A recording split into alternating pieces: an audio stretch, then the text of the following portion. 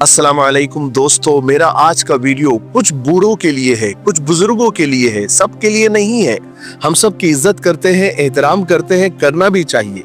लेकिन कुछ बूढ़ों ने आज की नस्ल का, नौजवानों का, घर वालों का जीना हराम करके रखा हुआ है। कुछ बूढ़ों की जिद और हठधर्मी की वजह से खानदान के खानदान आपस में लड़ रहे हैं, दुश्मनियां हो रही है। ये बूढ़े देख भी रहे हैं, लेकिन ये है कि ये टस से मस नहीं हो रहे हैं। आज हम उन बूढ़ों की बुरी आदतों पर 2-3 बातें करेंगे। नंबर 1, हर मामले में अपनी मर्जी मुसल्लत करना चाहते हैं। शादी ब्याह हो, करियर हो, घर के अहम मामलात हो, बूढ़ों को बोलना चाहिए, राय देनी चाहिए, लेकिन अपनी बात मनवाने पर ऐसे अड़ जाते, चाहे कितना भी बड़ा नुकसान हो, बस मेरी मानो क्योंकि मैं घर का बड़ा। नौजवानों की, घर वालों की राय को एकदम नजरअंदाज कर देते हैं। वो अगर कुछ राय देते हैं, कुछ बोलते हैं तो फौरन बात को काट देते हैं। नहीं, तुम गलत हो, तुमको समझता नहीं है, तुम खामोश रहो। ये एक बुरी आदत है। नंबर 2, नई सोच को कबूल ही नहीं करते, नई चीजों से नफरत करते हैं। नए ख्यालात और नई तर्ज जिंदगी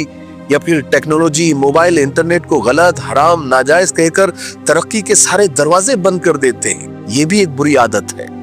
नंबर 3, हर वक्त शिकायतें करते रहते हैं। हर बात पर रोक टोक करना अपना हक, अपना फर्ज समझते हैं। सब घर वालों को बिला जरूरत ऐसे कंट्रोल में रखना चाहते हैं, हिटलर बन के रहते हैं। गलत बात पर रोक टोक अच्छी बात है, लेकिन हर मामले में नाक घुसाना मुनासिब नहीं होता। इससे घर का माहौल खराब होता है। नंबर 4, हर वक्त माजी का तबला बजाते रहते हैं, पुरानी बातें याद दिलाते रहते हैं। हमने ये किया, हमने वो किया, हमने तुम्हारे लिए कुर्बानियां दी, तुम हमारी इज्जत नहीं करते, ऐसा बोल बोल कर अपनी इज्जत करवाने की कोशिश करते हैं। अरे चचा, मांगने से इज्जत नहीं मिलती। आपके रवैये, आपके अखलाक, आपकी नरमी से आपको इज्जत मिलती है।